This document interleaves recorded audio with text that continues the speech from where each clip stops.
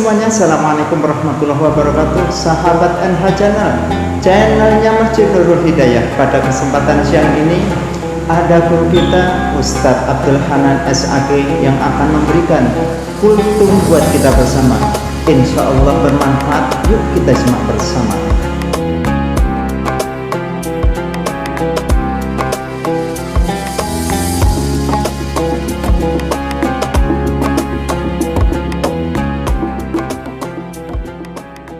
Assalamualaikum warahmatullahi wabarakatuh. Bismillahi walhamdulillah wassalatu wassalamu ala rasulillah Sayyidina Muhammad ibn Abdillah wa ala alihi wa ashabihi wa man tabi'ahu wa nasrahu wa ba'alah wa la hawla wa la quwwata illa billah. Rabbi shrah li sadri wa yassir li amri wahlul 'uqdatam min lisani yafqahu qawli. Sahabat pemirsa channel Nurul Hidayah rahimakumullah, mari kita untuk tidak henti-hentinya bersyukur kepada Allah Subhanahu wa taala atas limpahan nikmat dan karunia-Nya kepada kita. Dari nikmat-nikmat yang sederhana dan konkret, nikmat-nikmat yang secara khusus dimintakan dalam doa kita, sampai nikmat-nikmat yang kompleks, abstrak, dan tidak pernah terpikir dalam pemikiran kita, tapi kemudian Allah turunkan kepada kita sebagai wujud rahman rahimnya Allah.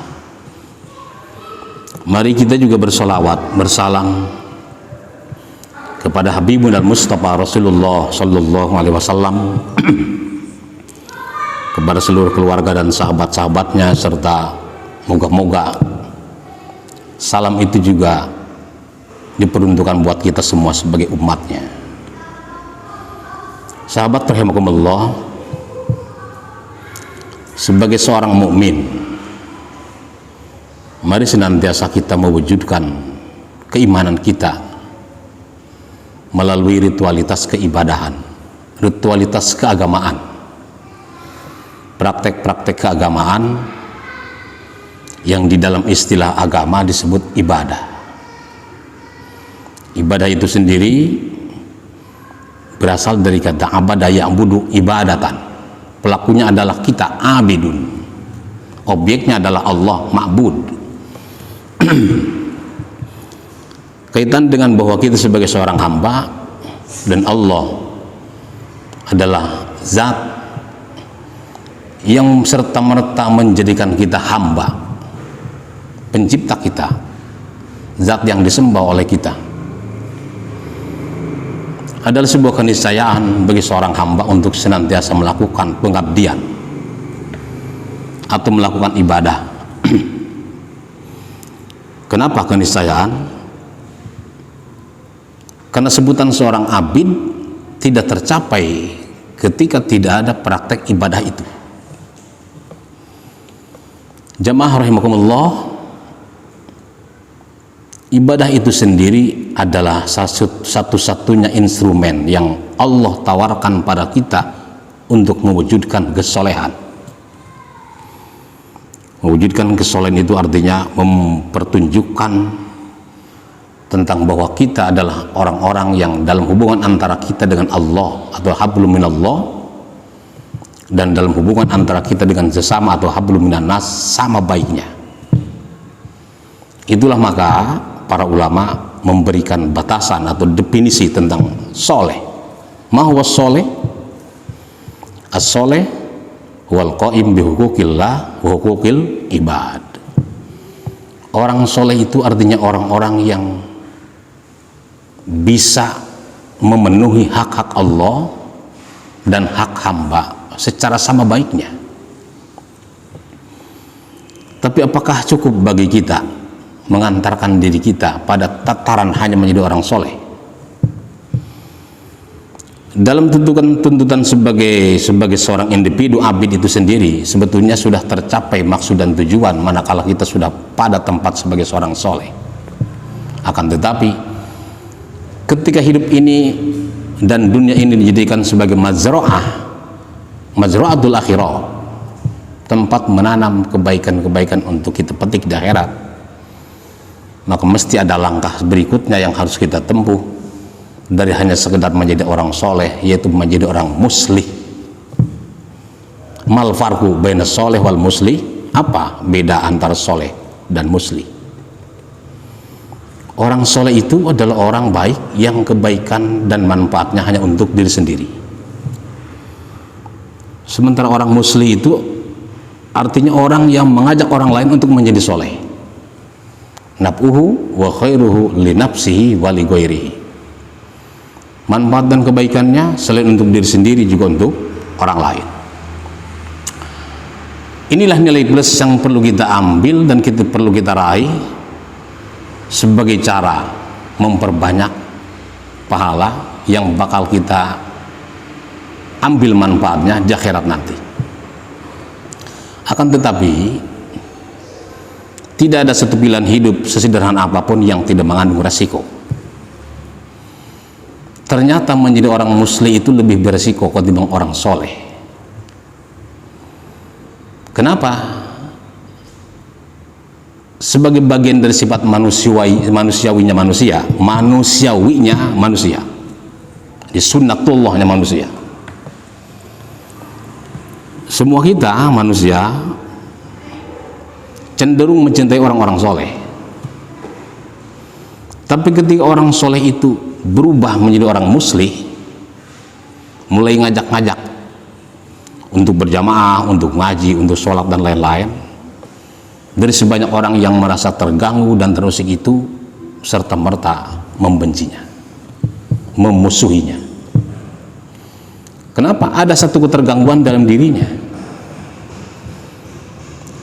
Ternyata itu pula yang dialami oleh Habibuna Mustafa Rasulullah Sallallahu Alaihi Wasallam. Beliau adalah seorang soleh, orang baik. Qoblal bi'tsah, sebelum diutus jadi nabi.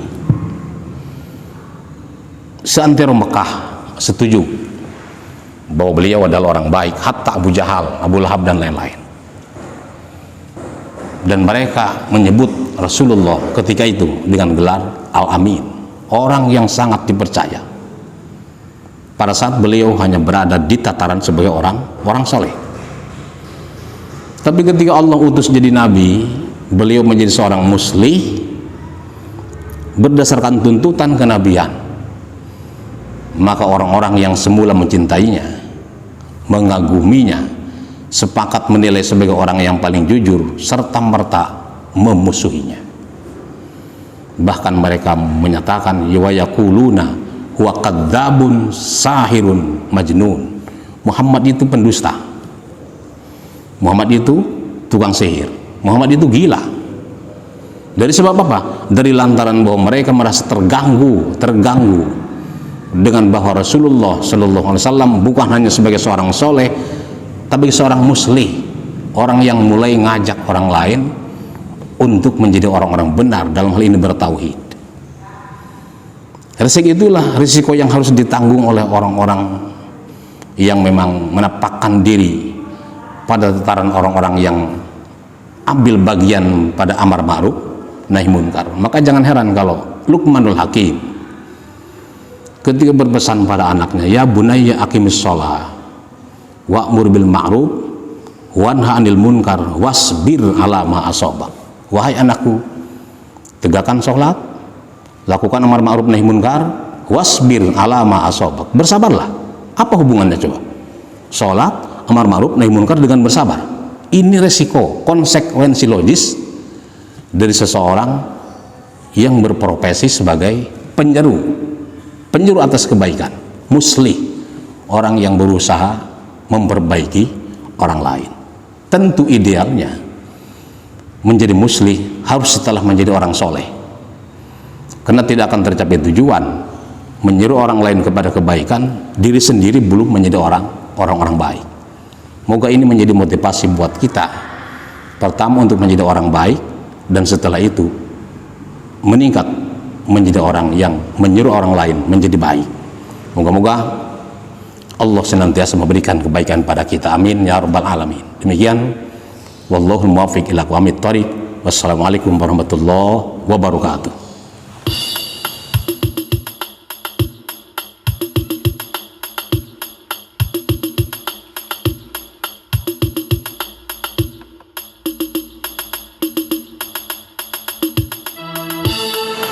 Masya Allah, tabarakallah.